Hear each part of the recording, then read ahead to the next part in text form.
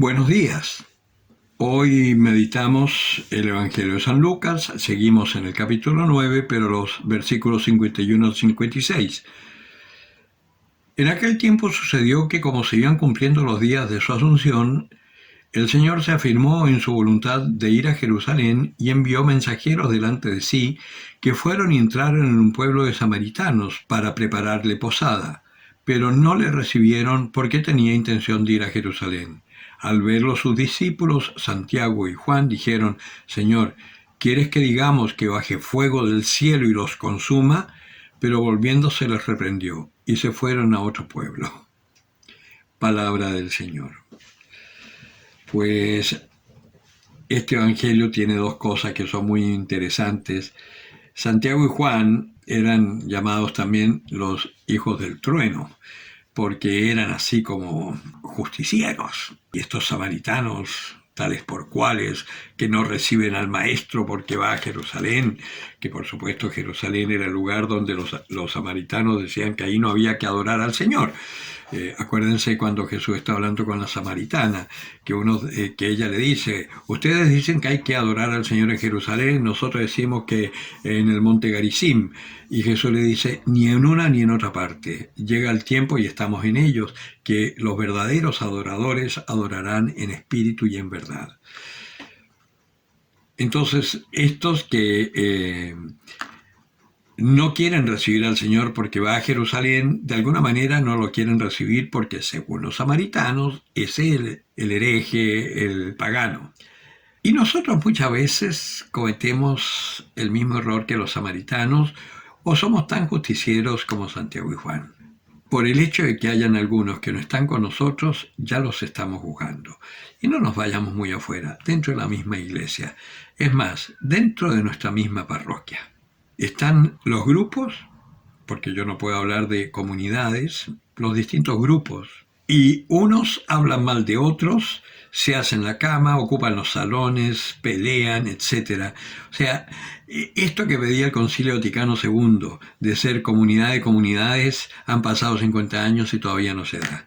Y no se da por una cosa muy sencilla, porque por ahí, por los años 68, 69, 70, se fue metiendo en la iglesia una ideología contaminada con el marxismo que se llamó acá en América teología latinoamericana, pero no es una teología, es una ideología.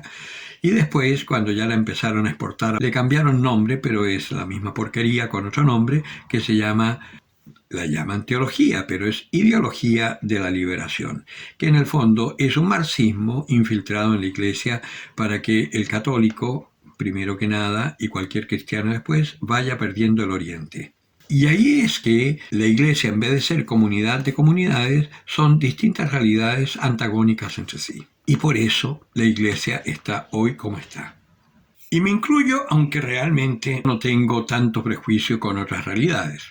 Cuando entré a la iglesia, conocí al Opus Dei, conocí Schoenstatt, conocí Focolares, Comunión y Liberación, cursillos de cristiandad, carismáticos y, por último, el catecumenado. Todo lo anterior siempre me pareció interesante y siempre encontré algo que me ayudó mucho en mi búsqueda. Sin contar todas las iglesias evangélicas que visité primero antes de entrar a la iglesia católica. Sin embargo, yo me di cuenta que, si bien había encontrado cosas que me ayudaban, yo no conocía la iglesia. Y cuando el párroco me invitó a las catequesis del neocatecumenado, me di cuenta que esto es una pastoral que lo único que pretende, como pastoral, es que tú redescubras tu bautismo para que puedas usar todas las gracias del Espíritu Santo que estén activas y actuantes en ti, no solo en potencia, sino que en acto. Y por eso me quedé e hice todo el catecumenado, que yo lo terminé el 2003. Después que el Señor les ha dicho a los discípulos que tienen que hacerse como niños, que tienen que ser simples, que tienen que buscar a Dios y que dejarse tocar por Dios para que Dios les vaya mostrando cuál es la verdad y cuál es el camino que tiene que seguir cada uno, ahora el Señor nos está mostrando que Él busca la voluntad del Padre y, en la medida en que la va descubriendo, va haciendo las cosas. Y acá toma la decisión de ir a Jerusalén porque ya se acercaba el momento en que él tenía que completar la misión para la cual Dios lo había enviado al mundo. Y fíjense que lo vemos en esta decisión de ir a Jerusalén, cuando él ya sabe que tendrá que sufrir mucho, que lo van a perseguir, que lo van a matar. Pero claro, una cosa es saber y otra cosa ya empezar a vivirlo en carne propia, como le pasó después ya estando en Getsemaní, cuando ya tuvo la experiencia real y tomó clara conciencia de lo que significaba la muerte que iba a recibir, y por eso le pide a Dios que de ser posible que pase ese cáliz, pero que no se haga su voluntad, sino que la de Dios. Y paralelo a eso, al llegar a Samaria, cuando no lo reciben, ¿qué es lo natural que surgiría en nuestro corazón ante un rechazo así? Deseo de hacer justicia según el mundo. ¿Qué es lo que pasó con Santiago y Juan? Y se fueron a otro pueblo. Porque el amor de Dios está por encima de cualquier justicia humana. La justicia de Dios es otra cosa. Y tenemos que aprender a vivir conforme a esa justicia.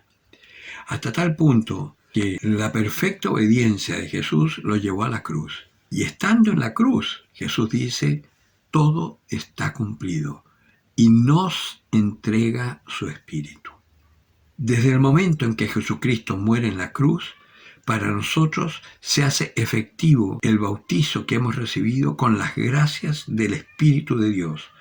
Pero necesitamos ser educados por la Iglesia para saber cómo dejar que esas gracias sean actuantes en nosotros, para poder ser otros Cristos.